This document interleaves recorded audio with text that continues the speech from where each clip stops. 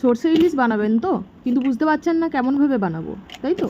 এবার দেখে নিন তাহলে। নুন হলুদ দিয়ে মাছগুলোকে হালকা মাখিয়ে নিয়ে ওগুলোকে একটুখানি জাস্ট রেখে দেবো। তারপরে কড়াতে তেল দিয়ে, সর্ষের তেল অবশ্যই, সর্ষের তেল দিয়ে মাছগুলো একের পর এক ছেড়ে দেবেন। ইলিশ মাছ আবার খুব বেশি ভাজলে হয় না, তাই হালকা হালকা এপিড ওপিড জাস্ট হয়ে গেলেই মশলাগুলো রেডি করে নেব। পেঁয়াজ বাটা, টমেটো কুচি আর সর্ষে বাটা। কালো জিরেটাকে হাতে অল্প ঘষে নিয়ে তেলের মধ্যে দিয়ে দেব। ফুটে উঠলেই চেরা কাঁচা লঙ্কা দিয়ে দেবো। কাঁচা লঙ্কাটা একটু নাড়িয়ে নিলেই তারপরে দিয়ে দেবো টমেটো কুচি। টমেটো কুচিটা যাতে নরম হয় তার জন্য দিয়ে দেবো অল্প লবণ তার উপরে।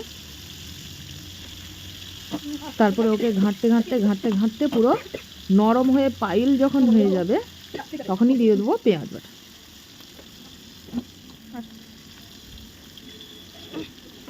পেঁয়াজ বাটাটা দিয়েই আর একটু লবণ দিয়ে দেবো, হলুদ গুঁড়ো দিয়ে দেবো আর নাড়াতে থাকবো।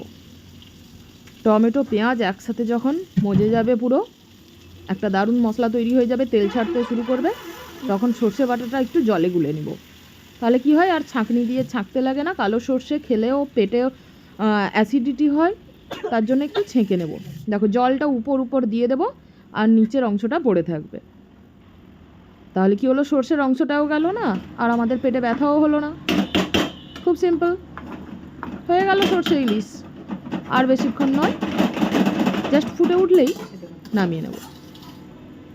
এই যে ফুটে উঠেছে, একটু নাড়িয়ে নিলাম, গাঢ় গাঢ় হয়ে উঠেছে, গ্রেভি হয়ে গেছে।